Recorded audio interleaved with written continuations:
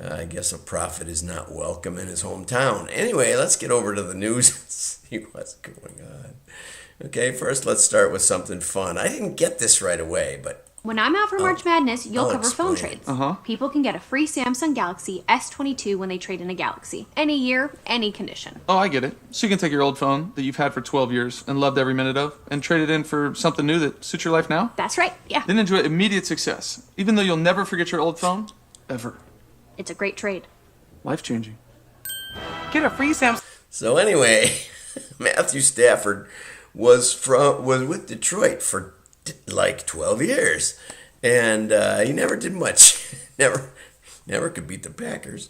And then he got traded to L.A. and boom, won the Super Bowl. So sometimes it's worth trading in stuff. And on that note, let's get over to another trade story. 16 states sue the USPS over gas-powered purchases, truck purchase.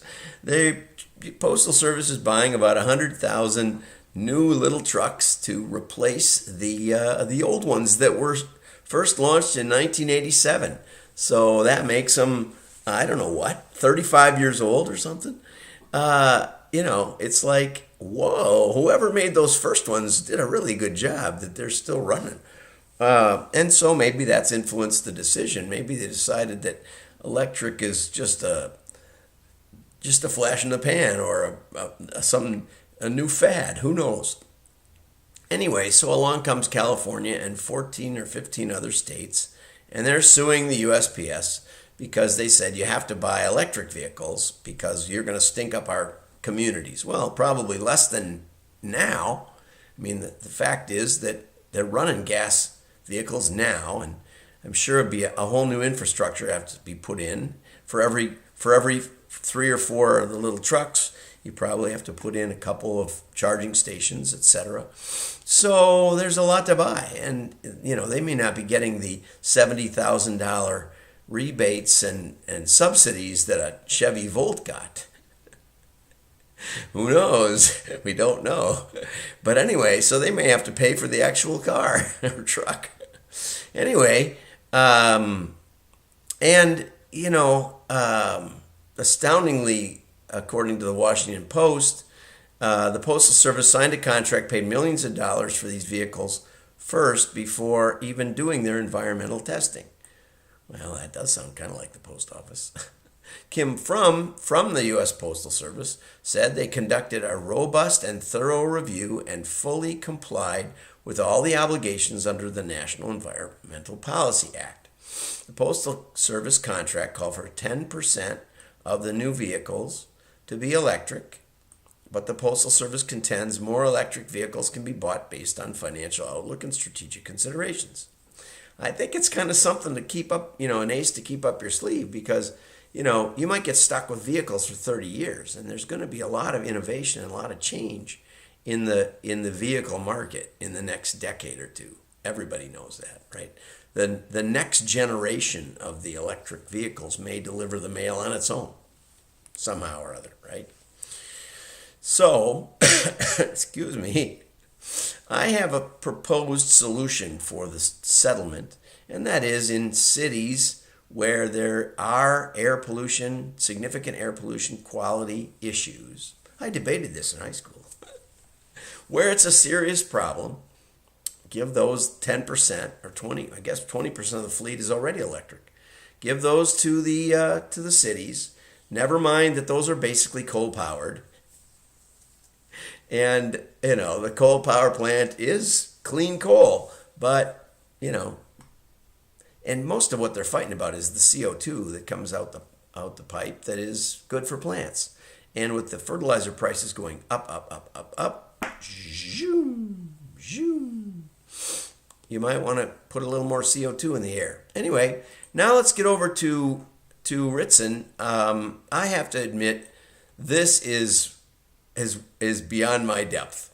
Apparently, Accenture, which used to be Arthur Anderson, and then the court said they had to divest their ad agency or whatever, their consulting group from their accounting group, And so they came up with this word Accenture, which I didn't think was that great, but they pounded us with plenty of advertising.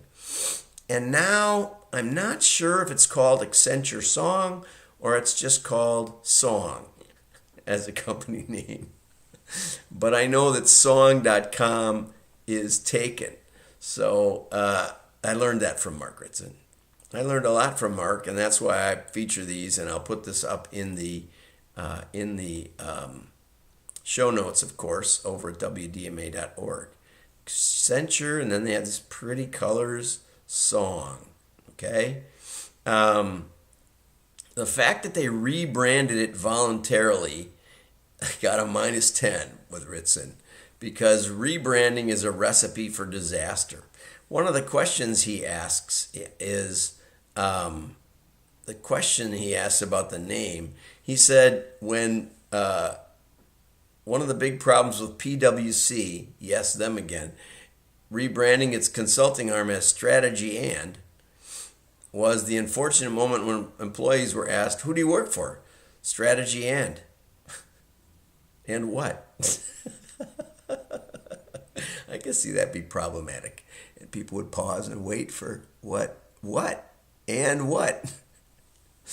Telling people you work for Song is probably not going to earn you much respect. But if they keep, Song as a creative balance to Accenture, it's, he said in one place it sounded a little wonky, but, it adds a little more creative, nuanced melody to the Accenture name. Brand consolidation. This he gave a +5 because they're supposedly taking 30 different agencies and smashing them into this Accenture Song, which would be really great. There's just one exception that he takes a big issue to. And not quite consolidation. The New York-based Droga 5 will not be subsumed because David Droga is the CEO of Accenture Song, and he wants to keep his percentage of equity or something. I don't know why. But anyway, so Droga is still on par. Ritson went a little off the map here, I think. He said, I had to actually go look at pictures of David Droga, and Ritson says David Droga always looks like he knows the answer, but isn't going to tell you what it is. I don't know.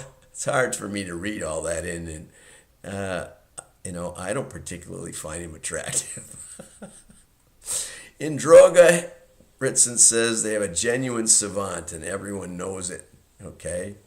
To see David Droga photo is to witness the ultimate exemplar in employee branding. I know exactly what's going to happen, his face always says, but I'm not going to tell you a thing. Well, that may be. Maybe Ritson knows him better. It's a brilliant leadership position in an industry that is permanently afraid of change and continually obsessed with the sparkling new things. Boy, that was one of the most profound summaries of advertising and marketing I've ever seen. So kudos to Mark Ritson on that one. Okay, and the key thing, anyway, so it goes on. Salience is good. A total score is neutral. So he thinks it might work. Now here's something from Phys.org, I guess. And Phys.org, I haven't done much with, and they don't give credit to any of the writers, which I don't like. But they do have a big copyright thing on the bottom. So it's hard to do much attribution anyway. But personalization is not new. Sears, they said, did an 8,000 customer mail campaign in 1892 and produced a 40% conversion rate. We used to call that response rate. 2,000 new orders. Was it a prospect mailing? I don't know the story of this, but I do know about LL Bean, which was in 1912. Leon invented a boot with a leather upper and a rubber bottom. that was good for swamps. And he rented the hunting and fishing mailing list of the state of Maine, and I think that was about, I don't know, it was a couple thousand names. And he sold a bunch of these things, and they all fell apart because the bonding between the rubber and the leather was inferior. He ended up replacing them all, and that was the launch of the LL Bean brand in 1912. Okay, so I don't know if that's personalized or not. That's just great customer service and integrity. And he fixed the boots, before he replaced them all. I think he found a better process for putting them together. Nothing like throwing them out into the marketplace, which we're doing with our bee house hosting. Personalization is more than targeting customers with products, right? Of course it is. And even Amazon, who's famous for that connection for decades, I guess, said people who bought A also bought B. No implication that you should. No implication that this fits somehow our AI profile for you and all your data that we have on hand. It wasn't even related to that. It was just related to that product. The first 5 people that bought an additional product in their order when that product hit the market, they just kept those 5 products. Could have been complete nonsense, but it didn't matter. And unbalanced, it worked. There was no algorithm involved at all, and there was a humility in it, and I always liked it. There's a little segue in here that I wasn't quite sure what to say about, but 91% of customers in a report by Merkle said they're likely to make repeat purchases if they feel heard. And of course, I think that is a strong loyalty factor. Back when I started in marketing, we found that people who got shipped the wrong thing or a broken product or had some other mistake that got fixed were far more loyal than people who just got what they wanted. Oh well, they expected that. But when they had a real interaction and the company actually came through for them, and this was from my boss, Vic Hunter, who ran a business furniture company, business furniture catalog, B&I Furniture. And so they had a lot of experience with things getting dented and broken a little bit when they went up the stairs. And they had a really good customer service team. And they tracked customer lifetime value a lot too. So real case study. Not only do customers prefer personal interaction, but they also demand it since the pandemic. And I have to say that for the most part, I feel completely unheard by almost any company. I like to make suggestions. For example, make a phone that isn't as big as a television set. This is the smallest phone I could find these days, smartphone, and it's pretty big. Okay, but it's not terrible. I would like a phone that's about 75% that size. Apparently, Apple is coming out with a brand new sized phone that matches their original iPhone. People like that iPhone. I still see people with them. It's like, I'm not getting rid of this until they make a new one. And I've had a bunch of small phones that really now that you can put 64 gig on a little thumbnail of a chip, my goodness, you ought to be able to do that. Anyway, so I love this. Studies show the potential benefits of okay, so anyway, companies that excel at personalization generate 40% more revenue than others, McKinsey says. Okay, so there's a study.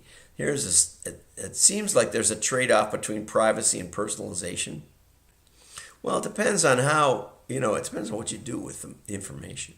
We never model with personal names. We just model with groups. Here's the people we mailed all the 100,000 catalogs to, and here's the people that bought, here's the people that didn't buy. We divided into those 2 groups. We don't care who it is, not really. We just want to see if there's important variables that tell us why some bought and some didn't.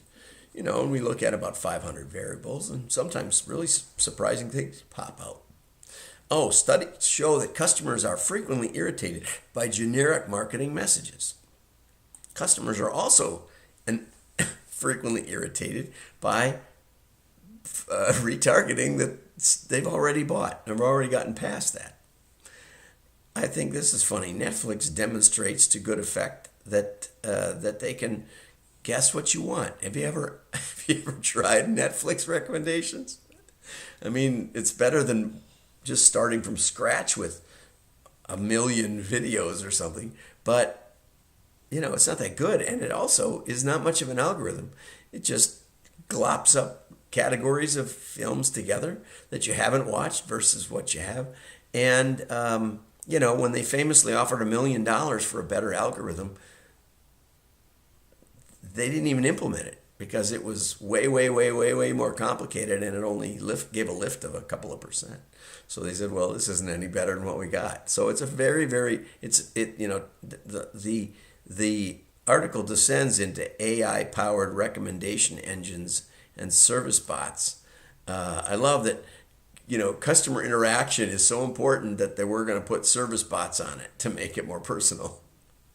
Anyway, they say customers respond positively when brands demonstrate their investment in nurturing a relationship rather than just creating a sale. Gestures such as checking in on the latest transaction, sending how-to videos, or asking customers to write a review are all ways that brands can stand out. Yeah, except some brands that you write a review and they write you a nice note, and then you write another review next time you use them, and they send you the same exact note. I did 120 reviews for TripAdvisor. It was kind of a way to keep straight where I'd been, and it was always the same message. You are the leader on your city block. Just one more review and you'll be the king of 42nd and 7th. Algorithms can get things wrong without manual intervention. Amen. And buyers make purchases of items, and then they get emails for the same one. Anyway, there's a lot of problems in personalization. I think there's always a need for a mix between between something that clearly ties together and a good offer. And too often merchandising companies have given up their job to an AI bot that just keeps pouring out recommendations. Very difficult to check how well it's working. Always have some holdout tests, always have some alternative offers.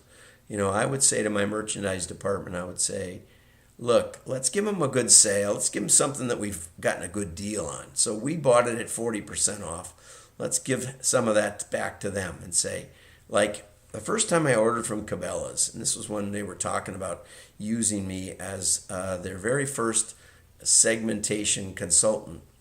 I was on the phone ordering something. I don't remember what I was really ordering, but I ended up. Then the telesales lady said, "Would you like to hear this month's special?" And I said, "Sure."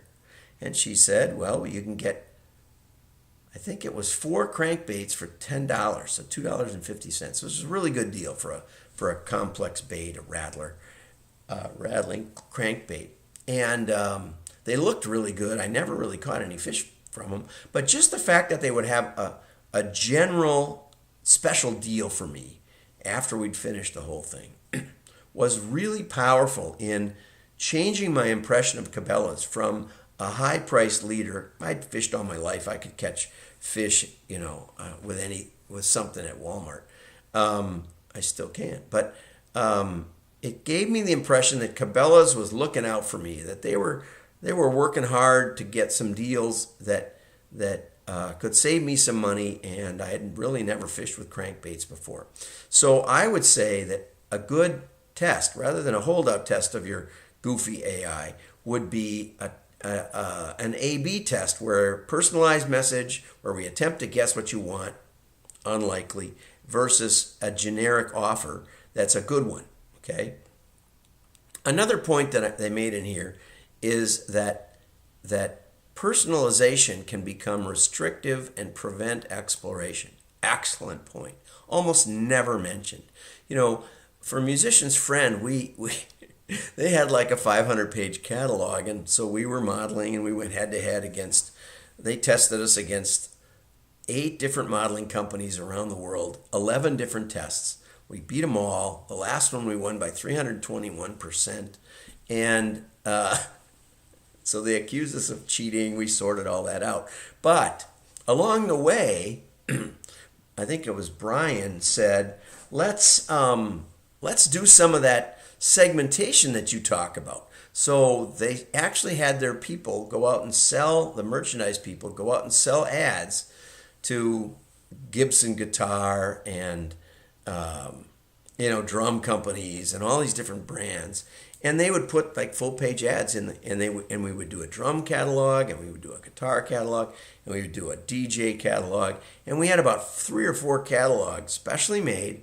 Every month we had to do nested hierarchical models. So if you didn't get selected in the first model, you drop through into the next batch. If you didn't get selected into that, you drop through again, and finally you'd get the generic guitar catalog because we couldn't figure out what to do with you. So we had a really nice test panel every month. It was insanely complicated, because each panel was about, I don't know, 50 individual discrete customer cells, and it did well, but it was so much work. And Brian, who was the VP of marketing, said, let's not wreck a $500 million company because we made $5 million on some ads that we sold. And I think that was pretty profound. So eventually we got back to one big catalog plus a sale book, because we saw a real difference in the sale buyers versus the full price buyers. So anyway, personalization, you're sending a smaller book, you're narrowing the focus, you're giving them a special, but maybe they wanted to look around for something else, and now it's just a little teeny catalog. It's a very big danger when you try to guess the product. You're also reducing the scope of the offer if you're a cataloger especially. So very, very important point that I haven't seen in hardly any personalization articles. Well, that's enough for now. Have a great day. Like and share. Your friends will know you're smart.